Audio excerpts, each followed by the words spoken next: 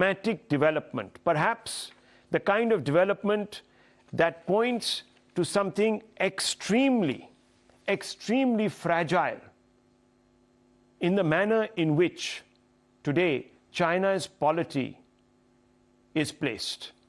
Viewers, China's zero COVID policy faced a blowback from workers of the world's biggest iPhone factory, an iconic factory in China's Zhengzhou. It's often called as Xi's flagship policy. But behind the Iron Curtain, this flagship policy is now backfiring against the Communist Party. Here's the proof. Massive unrest has erupted in China's Zhangzhou province, where hundreds of workers from a virus-hit factory are marching on a road in broad daylight. Some were confronted by a row of riot police, and the others were not so lucky. Now, this, viewers, is a country which is totalitarian. You don't see any protests. You don't see citizens striking back at the state, because they all know that if you do so, you will end up under a tank, or you will be thrown into a concentration camp or into some gulag somewhere. But viewers, what we are seeing is public resistance. Brave citizens fighting for their own rights. What is exactly going on in China? Is it on the edge? If so, why? Are we not today, viewers, picking up the signs? In totalitarian countries, viewers, it's very difficult sometimes for even things like this to emerge, because there is total control over every media. Nothing comes out unless, of course, viewers, some people work together to ensure that a message is put out. What you're seeing on your screens is large-scale protesting. Large scale. Look at the way cars, look at the way, viewers, all sorts of public vehicles owned by the state are being rocked, trashed, vandalized. This suggests a massive outpouring across vast geographies. Let's open this up. Maruf Raza, Group Consulting Editor of the Times Network, is with us. So is Professor Madhav Nalapat, Vice Chair of the Manipal Advanced Research Group. Professor Nalapat, what in your estimation is going on? How is this happened? We are talking about a society where messaging is very important. You don't see stuff like this because this would have been completely vaporized. Well, Rahul, I'd like to say that Xi Jinping has no choice. He has basically said that China will have a zero COVID situation. He has been saying that now for 3 years. And the problem about a totalitarian state, if there is even a small crack in the totalitarian, in the control, then that crack can widen alarmingly. It's not like a democracy where you can have not one but many cracks and still the overall structure of democracy, including the leadership of the country, will go on. So Xi Jinping, to save face, has got to ensure zero COVID, even if he goes to this kind of length to do so. And in the process, what he has done, what has he done in this factory? Is no longer a factory, Rahul. It's a prison. It's one vast industrial prison, a gulag, because nobody can get out of that prison. Family members can't get in, they can't get out. And secondly, every day they are massively tested.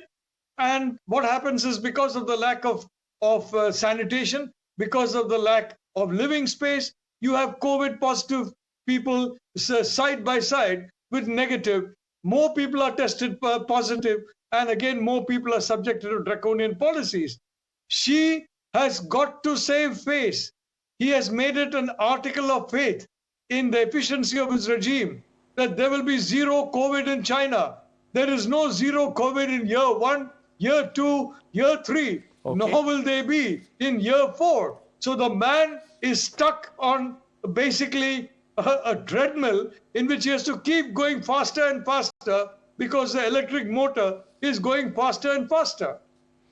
Let me open this up. Thanks indeed, Professor. Stay on with me. I want to bring in Maruf Raza also. Maruf Raza, these are very, very disturbing signals. Chaos, resentment, and all sorts of social unrest erupting on our screens, and it is widespread. How do you read this? You see, Rahul, one of the things that the Chinese regime traditionally detests is bad press coverage. And they will do everything under the sun to ensure that their weaknesses and their underbelly is not exposed. This is something that China has been, trumpeting to the world, that we are providing a moderately prosperous society. We will provide our people all the necessary opportunities to progress. But, it's the China's ills have come to haunt it. I have argued from April 2020 that the COVID virus spread from China's labs in Wuhan. There were many Americans who dismissed that theory. It was later turned out that they were on the payroll of think tanks that was funding their research, and therefore they had to sing China's tune. Secondly, China has now got a major problem, not just in one odd city, their second biggest industrial city, but 14 provinces, and the disruption is increasing. Now, international press is leaving China because they say we cannot cover that country under the norms that the press is expected to give coverage to a country. They are also exasperated with the curtailments that are exposed and imposed on them. Now, please understand that what China is trying to do is three things. One is desperately revive the growth engine of their economy. And therefore, any signs of this nature of COVID re-erupting is being crushed. But at the same time, the same people who can make China's economy grow are being locked up. So people are being locked up without being provided access to day-to-day needs. People are being locked up so they can't go to their jobs. Temporary labor that's been brought in for their making up for their lockup is refusing to work there because they say you're putting us in the same COVID-infested rooms and dormitories where these guys had got COVID. And finally, and most importantly, what is happening is that the international investors don't see China as such a hot territory anymore. And when that happens, there is a real problem for China, because China, as we know, has grown on the money that the West invested in China in the hope that it will become a prosperous country and therefore it will become a democracy like the West. But like so many assessments of the West, they got this horribly wrong. And now China and the West are in the horns of a dilemma. So let me ask you. We do? Let me ask you, Maruf Raza and Professor Nalapat. Maruf Raza, don't these protests also suggest that there are now limits to Xi's writ, and how much of it is acceptable to the public at large? Right, Rahul, self-styled emperors have historically become victims of their delusions of grandeur. In this case, he's already become a victim of the delusions of his mandate. What you see in Communist Party Congress, not a cup, not a saucer out of place, not anybody looking different from the other, is one side of China. What you're seeing on your screens is the other side of China. There is unhappiness, there is dissent. It was Iran yesterday, it is China today. Totalitarian regimes have always had to grapple with elements here. They can blame it on the Western media and troublemakers. And possibly the West is going to take this opportunity to expose China's hard-hitting measures. I think the Chinese are caught up between a totalitarian system and the Western model. And I would like to say here with great confidence that the Indian model is a better model for China to implement and impose, and how we have controlled COVID, bounced back, and we are growing like China would like to grow. Back to you. Okay. Professor Nalapat, it's one thing to be surrounded by phoning party apachik, but it's quite the other to command the respect of the people.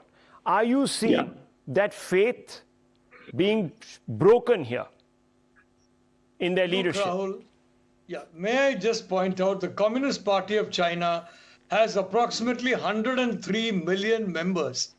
It's a vast organization. And the Communist Party of China, the point, as Maruf correctly said, perception is driving a reality. Investment flooded into China. A lot of that investment hopefully will flood into India. Maruf is absolutely right.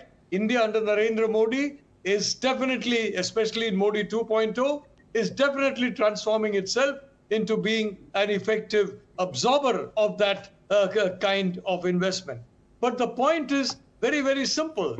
The point is that the perceptions so far of China have been of a successful totalitarian state. And it's that state that is ensuring this growth. Rahul, in China, you produce a product based on the cost of the product in other markets. So you manipulate the costs of all the inputs. Only a totalitarian state can do that. Only a totalitarian state can force workers under pain of execution to perform. Only that kind of state. So now as China, I mean, if you're asking me, will the totalitarian state melt down? Well, I've been hearing this before, and I've been a bit cynical about this. But the reality is that the perceptions are changing because social media engineering is also changing. And today, techies, intellectuals, they are unhappy, and they are enabling these visuals to come out in the public eye. Very interesting. Now, one danger about perception, look at FTX. Yeah. One single tweet by the Binance chief, and FTX started its Rumble 2 disaster from $30 billion. The worm, Binance is owned by whom? The worm, by Chinese. Absolutely. The worm is turning, viewers. It's turning visibly. Now, whether it leads to meltdown of the communist system, one can't say. But certainly, the decade ahead is going to be tumultuous for China. And as their economy splutters, viewers, the consensus, that social contract will begin to fray, as both Mr. Maruf Raza and Professor Nalapat are telling us. Viewers, the cracks are emerging. China's on the edge.